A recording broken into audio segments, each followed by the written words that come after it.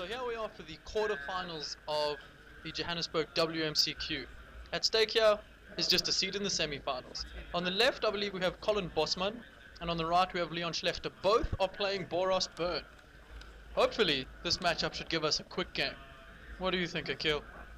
I think we should name this WMCQ The Journey of Leon. We've been filming him virtually the whole day, and I don't think I've seen him misplay, honestly. And his deck has been surprisingly very flexible and very deep. I think today I've truly learned the lesson that a red deck wins type deck, Rabble Red, is not easy to pilot.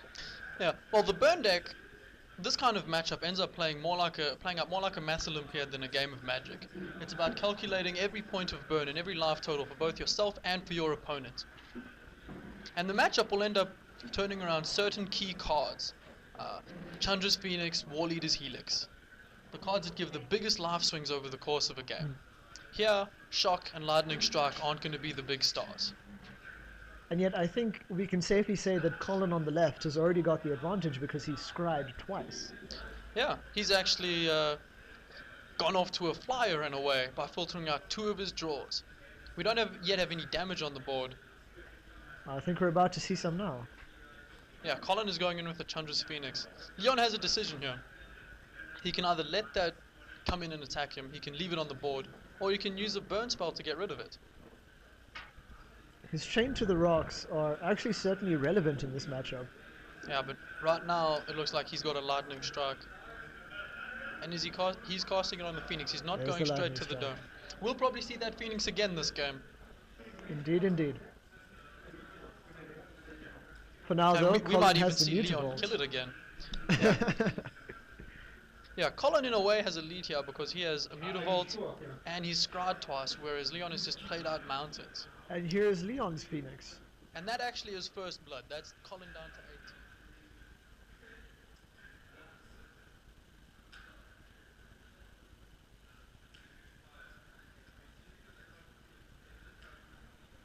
18. What is Colin's response to this? Looks like he's thinking about a land. He's got a second Mutavault. That actually gives him quite a considerable attacking force for this game. He has a Lightning Strike in hand. Will this be the revenge for his own Phoenix? I'm not so sure that would be the correct play. How would you sequence a play in this situation? Personally, I would just attack with the one Mutavault and leave the 2 mana open. That still gives you the option of striking on the Phoenix if you need to, or you can just go to the dome with the same spell. Also, Leon's going to be... Oh yeah, that's exactly what Colin seems to be doing. And he's left himself 2 red or 2 white mana open, so he's very flexible with what he can cast from here. So you have both players down on 18, but Leon has board presence in the form of Chandra's Phoenix, whereas Colin has 2 Mutavaults down. And his mana base is actually very much more of an advantage because he has his white sources. That's true, Leon doesn't yet have a white source, so that potentially strands some cards in his hand. I think I see a Sacred Foundry in his grip there, so that's a problem he can solve anytime he wants. Yes, there we see his land for the turn. And you can see him thinking about it. Comes in tapped. Wise move. Save 2 life. And there's the Lightning Strike. Yeah, that's Lightning Strike taking down this Chandra's Phoenix that's on there. It looks like it went to the dome. Yeah, it went to the dome, so that I think brings Leon down to 15. But leaves him with a Phoenix on the field. Yeah, and it takes Colin down to 16. Colin can actually attack for more damage each turn with the 2 Mutavaults. But that he'd have to use all of his mana each turn to do that, so that sacrifices tempo. I do believe I see him with another land in play. On the far left, is that a mountain? No, I don't think so. Each player has 4 lands in play. I mean in his hand. Oh yeah, in his hand I think he might have another land. That white bordered land right there. No, I think his white bordered card is a very, very old Shock. Ah, okay. Well, that would explain why he didn't play a land. Yeah. He has the option of... He chose not to attack with his Mutavaults as well. That's an interesting choice. I suspect he just doesn't want to give Leon the opportunity to burn them with his burn spells. Well, there was another Lightning Strike that went to the dome. Oh, and here we have a big swing in this match. Helix. War Leader's Helix. That's an 8 life swing. Well, 7 if you balance out the Lightning Strike. True, but just from that card, Take 3, dealing gain 4. 4, gaining 4. It's a 5, big swing in actually. this matchup. It is. No, War Leader's Helix is 4 damage and gain 4 life. 8 life swing from just that one card. Well, he would be losing 3, gaining 4. So in other words, gaining Yeah, 1. no. The Lightning Strike is dealing damage. The War Leader's Helix is still keeping him ahead though. And that would be why he left the Mutavaults open. 4 mana perfectly. I think we're going to have to get used to this. The intrinsic plays that we don't see coming. Top 8 represents to a lot of players a time where they have to think a lot more than in any other type of play situation. Yeah, and there are no time limits on these games, so we see much slower play than we are used to.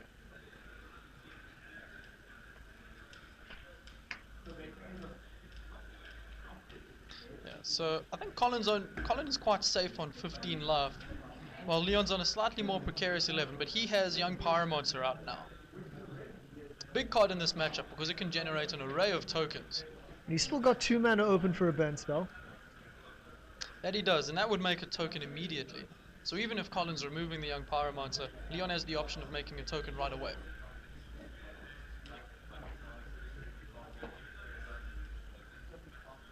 Looks like Colin is thinking about what to do here. Is he going to reach for a burn spell and get rid of that Young Pyromancer? Can you see what's in Leon's hand? It's unfortunately a bit dark for me there. I know he's got a shock in there. So he can do that in response if Colin burns out his Young Pyromancer. Okay, we finally got Colin playing his 5th land. Now, the Pain lands are not ideal for this matchup. Dealing damage just to get your mana to yourself is a problem in a game where every single life point matters. And the fact that it provides colorless is actually not relevant unless you're talking about War Leader's Helix or Lightning Strike. Yeah, but Colin already has 2 Mutavaults in play, so he's got a lot of colorless mana. He needs to make his colored sources if he's going to cast a high number of spells in one turn. He's cast a shock targeting the Young Pyromancer. Yeah, there's the white border card that I was talking about. Yeah, that's a shock. I think from... must be something like 5th edition. I have to say, I am extremely happy to see that card. Brings me back to the time when I started Magic. White border cards everywhere. We still have the deliberation. It's obviously not that old because they already had set symbols, so it's not from when I started. Oh, looks like Leon just agreed to let his Young Pyromancer die. He has no response to that, and he's just put it in the graveyard. Well, he could save that 2 mana for a burn spell on a Mutavault. That he can. As far as I know, the life totals are still Colin at 11, Colin at 15, and Leon at 11. Colin has passed the turn back to Leon, who still has a Chandra's Phoenix dealing damage each turn.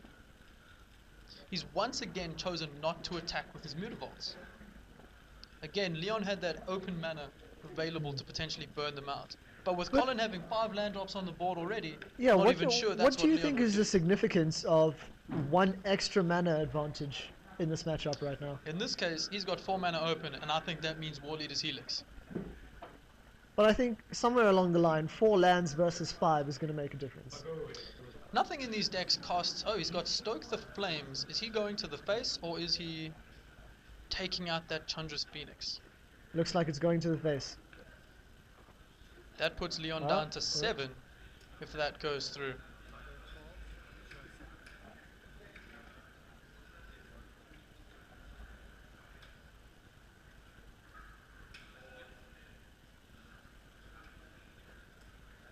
Looks like it went through.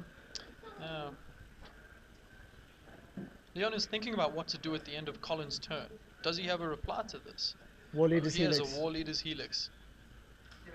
Like you said, a very big life point swing. Yeah, gains 4 life, while also taking a chunk out of Colin. Colin's turn, draws into... Colin also burnt himself with that Battlefield Forge earlier, so he's down to 8 life.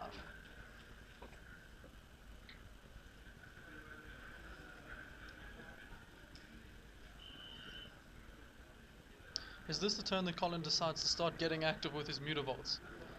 I think Leon he, has no mana open. I think he and drew he has another no lightning strike, blockers. so he has a way of taking care of the Phoenix if I'm he not. leaves the mana open. I'm not sure that he needs to. I think he might. He might just want to race. Yeah, he can race without using up his cards right now. His Mutavault can get in for a big chunk of damage each turn. Maybe he'll just use one of them and leave some mana open for burn spells. Doesn't quite fit with the idea of a red mage, though, that this match is so paced. It's a very cerebral matchup, the mirror between these two. It's not like the Rebel Red deck where you still need to stick something and the game goes out of control very quickly. This is a very exacting matchup. Requires a lot of calculation, a lot of precision in sequencing your plays and choosing what you're doing with your cards and with your mana. Something I've been wondering about this entire day is the consistency of the deck versus flashy big plays. And I think this is one of those examples of consistency over explosiveness and flashiness. Now, this is not a deck that's going to deal 50 damage. It's going to deal 20. And it's going to deal it in a very calculated way. So, Colin's actually padding out his life total, going back up to 12, while at the same time burning Leon down. I think that puts Leon down to 7 life, which is within striking range of Colin's burn spells.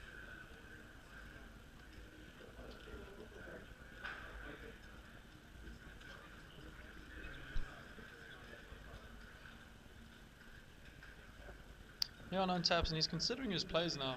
He's got a grip full of cards, so he must have a lot of choices available to him. He's got the Phoenix, so no Mutavault can block. He has more cards than he has. He's just about got more cards than he has life at this point. So he needs to choose his plays carefully. He's debating whether or not to attack with the Phoenix. It's a good blocker for the Mutavault. It might be able to keep both of them out. I am surprised, however, that Phoenix actually lived this long. Colin, I think, just believes he can race it. Which he can. Now this puts Colin down to 10, so he's still got quite a bit of life remaining to him. Although now that there's 4 open mana on Leon's side of the board. Now Leon has open mana for virtually anything. So Colin has to be thinking about what is in Leon's hand. Is that a War Leader's Helix somewhere on the other side?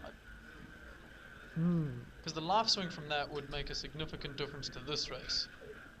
It will also burn out an activated Mutavault. I think that if there's a War Leader's Helix, it's going to the dome. There aren't that many turns left in this game. Colin's gonna scry. See another land. Looks like he's thinking about bottoming that. We know he's got a lightning strike. He doesn't see in what he hand. wants on the top of his library yet. Leon's on 7, and a lightning strike as well as 2 attacks from Mutavault is enough to get there. But he doesn't have mana to do all of that this turn.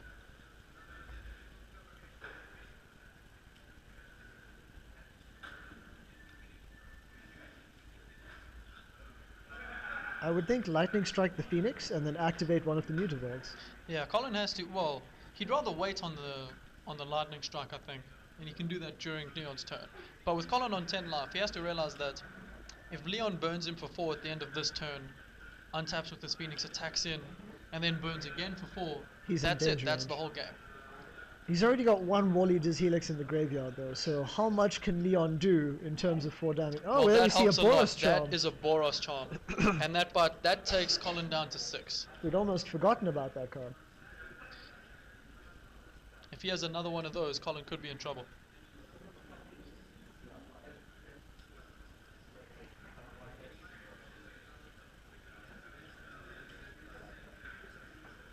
Again, we see the careful deliberation that each of these players is putting into their plays. Yeah, he's thinking about what he can do in response to the Boros Charm. Now, he has no counter spell, so he's not thinking about stopping the Boros Charm or preventing that damage. He's just thinking about what is his best action right now. Can he do something while that's on the stack? And is that the best timing for what he's planning to do? With this deck, the timing of when you cast your spells is key to the results you're going to get.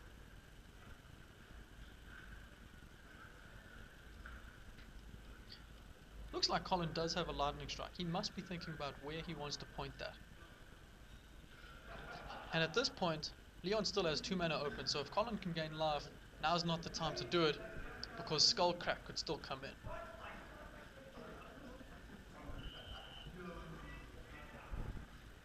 Yeah, Leon clearly has a Magma Jet still in hand, so not only is he able to produce 2 more damage of burn at instant speed this turn, he can also sort out his next 2 draws. I mean, we've talked before about how Scry is extremely relevant in decks where dealing points of damage, like this deck, is so crucial. Exactly, these next 2 draws could determine the outcome of this game. So that Scry on that Magma Jet could determine the outcome of this. Question is, where does that Magma Jet go, and when does it go? He hasn't used his mana this turn, he's decided to just untap. Strange, he's now playing a Magma Jet in his own upkeep. Oh, he's representing Skullcrack mana. He wasn't willing to tap out while Colin has those untapped lands. Now he's able to, in his own upkeep, cast a Magma Jet while still holding mana open for Skullcrack. This puts Colin under a lot of pressure. He's going down to 4 life. Leon can scry his next 2 draws, and he's got that Chandra Phoenix to attack with. If Leon has a Skullcrack, yeah, I don't think he'll keep a land at this stage of the game. And what is the other card? I can't see clearly. Doesn't matter, it's going Got to ships. the bottom.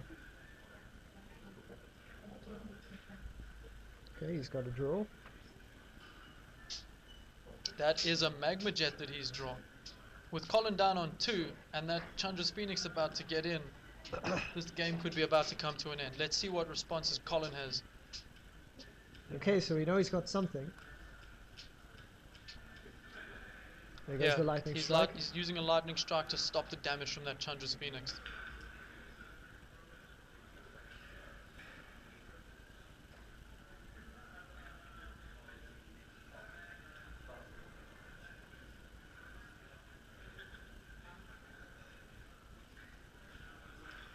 Looks like Leon has passed the turn on to Colin. Colin's using a Skullcrack. This burns Leon down to 4 life. Those 2 Mutavolts are representing a lethal attack now.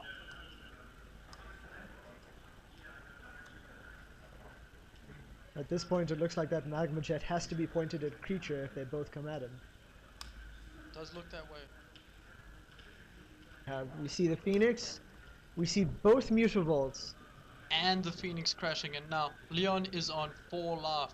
Okay, he has to stop 2 of these attackers or he is dead. This is game.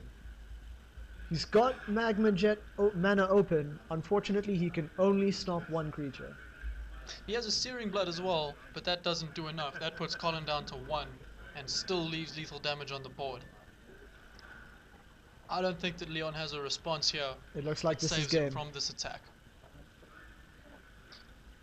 And, you know, you might think that the ending of this game came down to decisions in these turns, these last couple turns that we've watched, but the reality of it is that this ending was built in the early turns. Over the course of the whole game, every decision, every scry, every time they decide to use mana for one thing as opposed to something else, that determines how the game is eventually going to end. Every single point of burn happened at the exact time that it needed to come to this conclusion. I mean, you may remember just a couple turns before the end, Leon didn't tap all of his mana so that he could continue to represent Skullcrack. As it turned out, Colin had no life gain in his hand. That Skullcrack wasn't relevant. So, just by being able to force Leon to keep that mana up, Colin managed to use his mana more efficiently and get more damage in. And that ended up deciding that game. Let's see how game 2 is going to go. Okay, here we go. Looks like both players have kept full grips. Leon leads with a 10